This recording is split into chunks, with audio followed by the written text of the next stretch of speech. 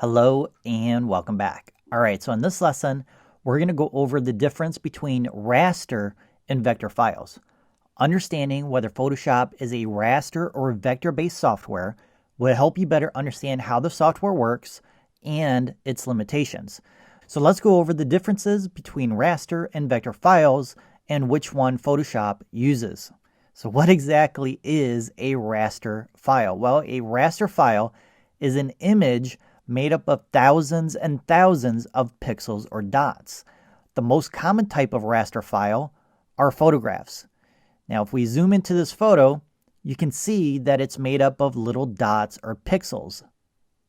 The advantages to a raster image is the vast amount of detail. If you're familiar with the term DPI, then you know that means dots per inch. DPI is a measurement of how much detailed color information the raster image contains. All right, I'm going to go ahead and crop this image to 1 inch by 1 inch. All right, so originally this image was captured at 300 DPI. Now that the image has been resized to a 1 inch by 1 inch image, it now has 300 rows of pixels and 300 columns of pixels, and these pixels provide the precise shading details of the photograph. Now, if your photo has more than 300 DPI, then that means the subtle details will more likely be visible versus a lower DPI photo file. In this case, if we shot this image at 600 DPI, then the number of pixels per column and row would double. Now, there is another advantage to rasterized images, and that's on the individual pixels, and that basically means we can modify each one of these individual pixels one by one. However, one of the main disadvantages of raster images is they become blurry when enlarged, and the more you enlarge a photo, the more pixelated it becomes. And another disadvantage to raster images are the file sizes.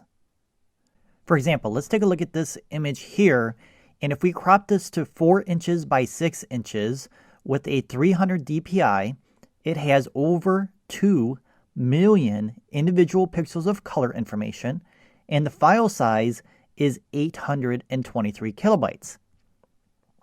Now, if you take this same photo and resize it to 16 inches by 24 inches, then it's going to have over 34 million individual pixels of color information to remember, and then when you save it, the file size is going to be over 5 megabytes. So think about it. There are millions of more pixels in the larger photo size, and then what happens is when you increase the size of the smaller image, which is 4 by 6, and convert it to 16 by 24, what happens is Photoshop will have to add additional pixels that are not there. And that's why your photo becomes blurry or pixelated as you increase it from a smaller sized file. So it's always best to shoot at the highest resolution possible so you don't have this effect of pixelization or a blurry image the larger you go in print size. Okay, now that you know what a raster file is, let's take a look at vector files. Now, a vector file, unlike a raster file, uses math to draw shapes using points, lines, and curves. Now, as I mentioned, in a raster file that is made up of individual pixels, you could have 90,000 individual pixels in a 1 inch by 1 inch square at 300 DPI. However, a vector image will only have 4 points, one for each corner. Your software will then use math to connect the dots and fill in all the missing information. Now, the most common types of graphic files are fonts or logos, and graphic designers prefer to use a vector-based program for creating these types of files, and the most popular is Adobe Illustrator. So the biggest advantage of vector files is the ability to scale the file infinitely. Unlike raster files, you can scale your vector file up or down as much as you want without losing any quality. And that's because your vector files will simply use mathematics to create a consistent shape every time you resize. And then if you compare that to a raster file, which your software has to guess at, and add those extra pixels that are missing when resizing. Then another advantage to vector files are the size of the files. And this is because vector files, in a simple example, only use 4 corners versus 300 rows and 300 columns of individual pixels for the raster file. Now, the disadvantages or the limitations to a vector file is actually due to the mathematics used to create a vector file, and that is the amount of detail in a vector file is limited versus a raster file. So a vector file is not ideal for complex images that require specific coloring. Although Photoshop is primarily a raster image-based software, you can also create vector objects as well, like font-based projects or maybe some type of logos or other types of vector files that you may want to create. Although you can do in Photoshop.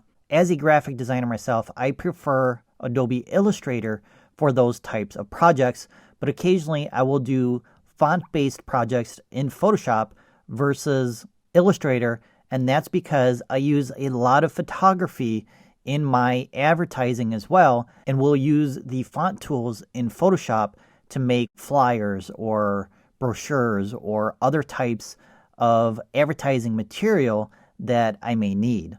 So depending on the type of work you do, if you're primarily a photographer, then Photoshop is really all you need. If you need to do a little bit of advertising or marketing type material, even if you're just a photographer, you can still use Photoshop for that type of stuff. But if you're a graphic designer creating logos and branding and other types of specialized graphics, then you're probably better off using both Photoshop and Illustrator depending on the project. And there you have it, raster versus vector files. Raster files have great color detail, but can't be enlarged without becoming blurry, while vector files you can enlarge without losing quality, are limited on the detail and the shading of that file. All right, so that concludes our first section on Photoshop.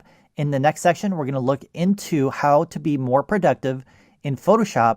And that's going to include setting up your Photoshop preferences, color preferences, customizing your menus, and much, much more. So you're not going to want to skip that part, because not only are we going to set up Photoshop to work for you instead of you working Photoshop, but you're going to learn other time-saving techniques as well. So if you're ready to get started on that, let's do it.